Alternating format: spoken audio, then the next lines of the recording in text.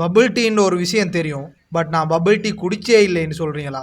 நான் bubble tea குடிக்க போனேன், அந்த கதையை பற்றி சொல்கிறேன், லைட்டாக கேட்டுட்டு போங்க. ரிதம் ஆஃப் கைலாசா பம்பலப்பிட்டில் லொக்கேட் ஆகிருக்கு ஒரு ஃபுட் கோர்ட். இங்கே தான் நாங்கள் மிஸ்டர் பபிள்ன்ற பபிள் டீ ஷாப்பை பார்த்தோம். ஃபஸ்ட்டாக இந்த ஓரியோ ஷேக் பபிள் டீ நான் குடிக்கலாம்னு ஸ்டார்ட் பண்ணால் குடிக்கவா விட்டானுங்க. இப்போ வர வர இவனை அலப்பறை தாங்கவே முடியாமல் இருக்குதுங்க. வீடியோ எடுத்து முடிக்கிறதுக்குள்ளே எல்லாத்தையும் குடிக்க பார்க்குறானுங்க. சரி எங்கே விட்டேன்? ஓரியோ ஷேக் பபிள் டீ 890 rupees.